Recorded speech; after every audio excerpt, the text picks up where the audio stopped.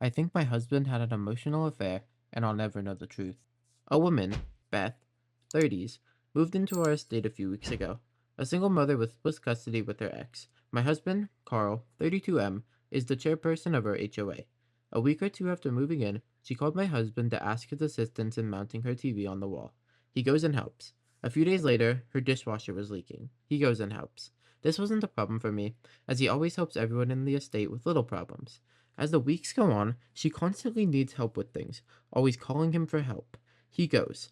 I now started getting annoyed as we haven't been in the best state because I've just had a baby. He's 4 months old, and we've had fights where I just felt he wasn't helping me enough. I gave natural birth and I'm still bleeding now and then, and my pelvis is still readjusting. Carl goes over to help Beth again, even though our neighbors who are very close with them commented that it's odd, and offers that we do a lunch or something instead to welcome her and be friends, as she just moved here and doesn't really know anyone. Mind you, he hasn't done this for other people. Lunch happens, and she calls me by the wrong name. I correct her and she's very giggly about it. She seems okay, a bit too over the top in terms of trying to be dominant in a conversation, but I think she's okay. She comes over again one more time for a barbecue a week or two later, and later our close neighbors join. They think she's okay too. Then, that week, while I'm at work, she comes over to say hi to my husband. He works from home, she's a teacher, and schools are currently closed. He shows up wearing workout clothes. I got a text from my neighbor that also works from home saying Beth is there. I leave it as my husband is very social and we have cameras in the house. The next day, the same thing happens. I mentioned that I'm glad she's made a friend. My husband agrees and that she's a cool chick. What? This happens about 4 more times. I then have to travel for work, 4 days away. And then she came over almost every single day, in workout clothes. One night, I watched the cameras, and they were sitting by the table eating together, and I just lost it. My husband is an avid gamer, so he plays games every night, eating dinner by his PC. I always beg him to sit by me and eat with me. He does it maybe once or twice a week. I called my husband after Beth had left and told him that these visits while I'm not home are making me very uncomfortable. She's been over 3 times while I was home, but constantly there when it's just him. He apologized and said he will set boundaries. Great! This discussion was on the Thursday night. Friday morning, Beth rocks up again. I keep my cool because Carl said that he would talk to her. I get home that Friday night and we have the discussion again. We are both calm and all that. Monday morning, our baby got sick. Carl took him to the doctor and told me that I needed to be home on Tuesday and Wednesday because the baby can't go to baby school since he's sick. Okay, cool. I come home early on Monday and look after the baby. Monday afternoon, Beth and her ex have a chat about an offer my husband had made to the ex about him coming over and also being friends. Ex lives on our estate too. Do you think Beth texted my husband about this chat that happened on the Monday? Nope. I am home on Monday, Tuesday, and Wednesday. Thursday morning when I went to the office, Beth rocked up to chat about it. I lost it completely, because now it's been a week since I told Carl about my discomfort. We had a very serious discussion that night where I said that if I see her here again when I'm not here, I know he has no regard for my feelings. He was adamant about staying friends and asked for a compromise. I said that the compromise is that she does not come here when I'm not here again. The next morning, he went to go talk to her about it, and apparently she was extremely apologetic, really wanting to be friends with me too, but she almost never came over when I was home. She hasn't been here since then, for like about 2 weeks now, and I have not had a text or anything from her. He refused to show me the text with her, and I told him that it will always bug me if he doesn't show me. He said, so be it. I honestly think he was having an emotional affair, but I will never know. My close neighbor told me about a conversation she had with him while I was at work a few days ago. He told me you were jealous, and I said, well, can you blame her? Then I said that he drops everything for these women but doesn't do the same for you. And he said, that's what OP said. And then he went silent and changed the subject. Just needed to vent. Commenter 1. That's really painful. You are right to feel hurt. Even if not physical, the secrecy and attention he gave her crossed a boundary. Commenter 2. He crossed many boundaries, and this is something that you need to go to couples counseling about. You have every right to be concerned and upset. I would tell him outright that he had an emotional affair. Not only did you see it, but the neighbors saw it. And his lack of being forthcoming and letting you see the text messages is indicative of that and may show that there's more than an emotional affair. I would start going to see an attorney to get your affairs in order in effort to protect yourself and your child. Additionally, I would start sleeping separately from now on too. This husband is starting to grind my gears a little bit because how can your wife come to you saying that she's uncomfortable and you just brush it off? And then when the neighbor literally tells you that you're not treating your wife as well as you treat everyone else, you go, yeah, that's what she said too, but oh well. right? It's like your wife should be the most important person in your life. I mean, okay, I don't know about that. Maybe like your family too. Like they should be on the equal level, maybe. It's hard to say. It depends on your situation, right? But your wife should be one of the most important people in your life. And the fact that you don't care that you treat her worse than random people in your neighborhood is unacceptable. Even if these random people in your neighborhood are your friends, you're treating another woman like this who is clearly provoking you. She's coming to your house in workout clothes, bro. I mean, that could literally just be nothing and nothing, basically. I mean, it could be. I've seen some crazy things when I go to the gym, bro. And I. So those clothes could be anything, man. They could be. They could be super short shorts and a bra that's like does that even count, right? Or it could just be like some leggings, and the leggings that the girls wear to the gym are crazy, bruh. I'm sorry. Anyways, let's get on to the first update. Update 1. A bit over 5 weeks later. Update. I managed to see the messages between them. Nothing of a sexual nature at all. Not even flirty. There was a day where he texted her at 7:30, but only texted me at 9:45 after I sent him a text at 6:50, but that's about as bad as it gets. He does not know that I've seen the text, so I've kept it quiet. We had a massive fight a few days after I made the original post, and I told him that I am considering separation. I think that made him realize how serious this all is. It's pretty much a blur, but I've started going to therapy to deal with past traumas and I am on antidepressants. Carl joined me in my last session and I think he realized what Beth's intentions were, as my male psychologist said that was very unusual behavior from her, that she is a threat and has intentions. Carl and I are doing great now, but the reason why I am posting this update is to show what Beth said to me after I decided to send her a message to bury the hatchet and move on. These are the text. Me. Dear Beth, I wanted to share what's been on my mind. I was genuinely glad when we first met. It felt like I found a new someone with a similar personality, and I thought there was potential for a real friendship. But as time has passed, I've felt hurt and disrespected by some of your choices.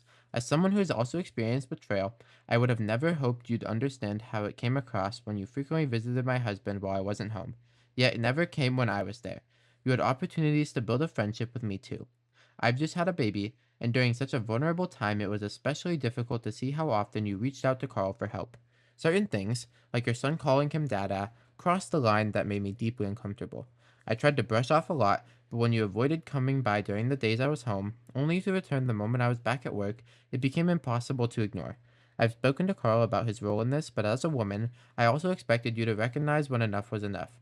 In my position, I believe you would have felt the same way. I've acknowledged everything now, and I'm moving forward. Whether it was you seeking attention or Carl enjoying it, I was willing to let things go until both of your actions crossed into what I can only call unacceptable. Beth then sent a long voice note detailing how it wasn't her intention to hurt me, how she just naturally gravitates towards men, blah blah blah, and how me being an introvert, she just didn't want to be in my space, blah blah blah. Then she sent, I really like you guys and hope we can still be friends, but in saying that, I will respect the boundaries and your wishes. Me, I appreciate your message. Beth, so is that a yes we can be friends? Me, if I'm honest, I still hold a lot of resentment. Mainly because what he was freely giving to you, attention and effort, I was begging for and not receiving. He tried his best to reach a compromise with me, telling me that you were over one day to ask advice because you met someone at a bar and wanted his opinion on if the guy's interested or not. So I'm receiving a lot of mixed stories, because I remember you saying that you're happy being single and not looking. I am working through my emotions as I have a lot of unresolved trauma, and Carl's constant offending you left a very bad taste in my mouth. I don't know if it would be possible while we are still working on things, as this has caused a very big rift between us. I realized my mistake here when I gave her a good feeling because my husband defended her. The next part, she sent a bunch of texts. Beth, Carl defended me because he wanted you to realize him and I are good friends. I don't want to be that person, but I do think you need to take a step back and also put yourself in our shoes. You have a good husband who loves you and your son and wants you to build a beautiful life together. But you can't allow insecurities or misunderstandings to interfere with that. Work on things, that's fine, but don't push someone away that is wanting to be both your friends. Take time to think, I won't push it. What I mean is by this is to trust your husband. He is incredibly loyal to you, but he is a social, helpful person who gets along with women as his friends, and you need to accept that and trust that there is no ill intentions and he is genuinely just building friendships. She literally sent this in the space of 6 minutes. Me. Sure, I'll put myself in your shoes. Visiting a man only when his wife isn't home. Constantly asking him for help with menial things around the house. I reached out to bury the hatchet. And then you spit out about I mustn't let my insecurities get in the way of someone's blatant disrespectful actions? Lol. And again, I don't care who he is friends with, whether it's a penis or a vagina. I'm not jealous by nature, and he's had dinner with exes. We've had three ways, and we constantly comment on women that we see in public. But when something makes me uncomfortable and I ask that the visits stop while I'm away, then I'm insecure? No thanks. Beth, no OP. That's not what I'm saying. I was trying to get you to understand that you have a loving and loyal husband and need to allow him to be friends with others. I did explain to you from my side why I did visit you when you weren't there and still did say I will respect your boundaries moving forward, but would really like to maintain our friendship. Me. He can be friends with whoever the F he wants to. I didn't tell him to cut you off. I only asked that you not visit when I'm not here. That's it. If he ended the friendship, that was him. Your blatant disrespect now honestly killed any chances. I said to you that it's not a good idea now while we work on things, and you decided that your fucking opinion mattered. If I made a mistake, I would never put the blame on the other woman. Blaming her insecurities and saying she must let her husband be friends with other women, shame on you. Beth. I will give you time. Kissing emoji. Me. There's nothing to think about. You showed exactly who you are. Your narcissistic need for attention led you to overstep. Whatever place you imagined you had in Carl's life doesn't exist. He even sees how disrespectful and unacceptable your behavior was. All of us has lost every ounce of respect for you. Enjoy the life you've made for yourself. I then blocked her. My husband was appalled by her behavior and said it's completely unacceptable. He did not text her to say that, but he did decide that cutting her off was the only option. He promised he would tell me if she texted him, and he hasn't said anything, so I am trusting him. She has moved out of the estate and is no longer a part of our lives. I wish I could have given her a proper send off, a glitter bomb or raw fish down her car vents, but I was too preoccupied with work and my baby. We are doing much better, and he sees how much his actions have hurt me. He is making more of an effort to make me feel better and happy and secure in our marriage. Thanks for reading. Alright, listen. You low key gave her way too much information. Right after you said, no, we can't be friends, there's no reason to tell her that you don't care, who you can talk to whoever you want, and that you've had three ways before, okay? Like, she doesn't need to know that. If anything, you telling her that is giving her faith that she can be the other woman in this situation, okay? Because realistically, that's what she wants. She wants her and your husband in the same bed together without you there doing some very, very, very, very, very naughty stuff, okay? You do not want this woman in your life at all. Okay? So you need to stop telling her stuff that she can use against you in order to get what she wants. Because even though she moved out, which is weird, because why would you move in just to like flirt with someone's husband just to move out? Whatever, right? That doesn't matter. Besides the point. She is probably going to come back, bro. Which is why there's another update. I'm kind of scared to read this update, but we're getting right into it. Update 2, 12 hours later. New update. Hi all. I've read through all the comments and did some thinking. I realized that I stuck my whole damn leg in my mouth, but I was so caught up in the heat of the moment. I guess it was a mix of me being on new medication, anger that my husband would not just tell her to fuck off, and me trying to set the picture of me not being anything close to jealous. I realized my mistake, and it is what it is. To those saying fake, I don't really care. That's why I posted on a venting sub. Even though things are going better now, and we are in therapy, I still hold resentment because he outright refused to block her while she lived in the estate, saying, "What if there's an emergency? I can't block a tenant." And he refused to call her out on her behavior because he doesn't want drama. I respect his decision, but it still hurts. We've been together for nearly 10 years, and I tell him that sometimes I feel he cares about other people's emotions more than mine. I pretty much am just keeping a low profile now, spending time with my son and trying to focus on the happiness that I do have. Whatever decisions he makes now going forward, I will address it when it happens. I was not in a good mental space when this whole thing happened, and I am just growing as a person and learning to control my emotions. Also, to control what I just blurt out when I'm upset. Thank you for everyone's input. It's not healthy for me to keep dwelling on this. I am moving on now. Whether my husband wants to move on with me or keep to his old ways, I'll cross that bridge when I get there. And I have a plan for if things do go sideways. Thank you all. I like how she says, "Oh yeah, things are still a bit tense with us," even though she posted the update 12 hours later. Like, did she really think this was gonna be solved in one day? That's a little crazy. I mean, I understand how quickly things can turn, like literally someone not knowing they're doing something to you and then you having a conversation about it. The whole thing can turn 180 in a day.